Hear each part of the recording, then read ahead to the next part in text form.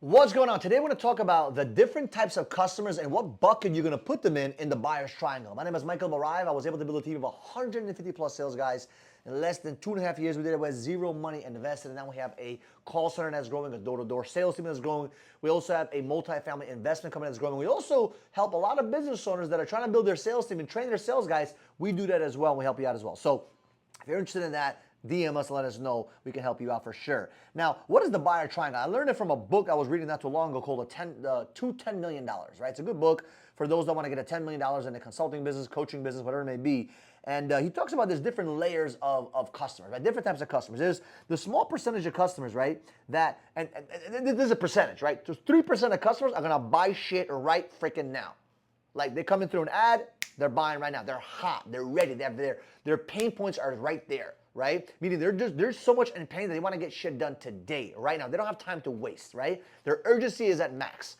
And those are easy customers. And a lot of people focus on those customers, but they forget about the rest of them. There's more customers that you can get through following up, through talking, through time, through whatever it may be, through nurturing, right? That can help you get more clients in your business, right? So the next percentage I would say is the 6 to 7%. That's the people that are open to buying your stuff. They're open. Okay? They like what you have to offer. They like you. They like what you have to offer. They're open. You just got to get them over the fence when it comes to fear, doubt, and worry. And with these customers, what I learned to do with people that are open, you have to build the value on yourself.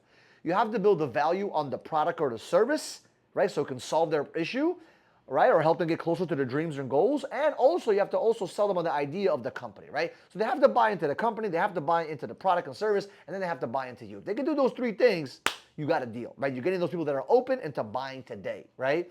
And they're good customers. I love those kind of customers because they're not problematic, okay? Now you have the next layer, the 30%. This is the customers that are they're not thinking about it, okay? What do I mean by that? They see the ad, they may like it, they look at it, but they're not ready to buy right now. Those are also good customers because a lot of people, you can get a lot of customers through Facebook and through door-to-door with those 30%ers. That's literally what my money was made from, by knocking on doors that people were not thinking about buying the product, but guess what? I show up, I get them to think about it a little bit. Now they're open to buying it, then I get them to say yes today, right? The whole purpose of this triangle system, right, which I learned from that book, is to get people from the lower levels to the higher levels. But you don't want to work with the people that we're going to talk about next. Okay, you don't want to work with people that just are flat out no's, which will give you that percentage in a second, right? But it's good to focus on that 30% chunk of people that are not really thinking about it, but they would be thinking about it if you showed up in an advertisement, showed up to the door, showed up on a phone call, right? That's the best. In my opinion, those are the best customers, right? Because it's very easy to get the nows. Everyone can get a now. Whoever gets the nows first wins in the marketplace. But the people that are not thinking about it, that 30%, not everyone really wants to talk to them, and they don't know how to. Because you got to really get them to not really thinking about you to thinking about you. And there's a skill set to do so. If you know how to do that, whether it's door-to-door, phone sales, advertising, whatever it may be, you can make a shit ton of fucking money, right?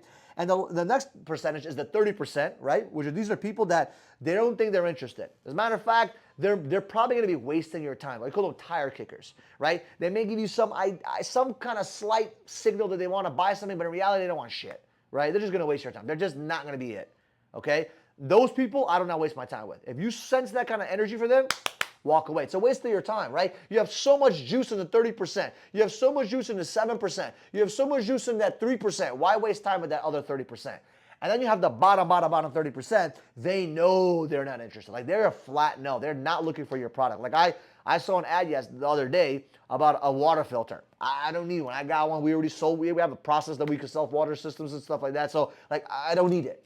Right? 100%. They call me right now, like, yo, you're wasting your time. Click, right? I just know I don't need it. So you need to get good at figuring out where the person is at and what bucket, and do not waste your time with the last bottom 60%, right? You want to focus on the top 40% with the 30% that may be open as long as you get them interested and talk to them and show them the value because they weren't thinking about your shit, but you found out they have a problem, you found out their pleasure point, and now you can offer them the product. So my question to you is this: who do you waste your time with? Where do you put your energy in?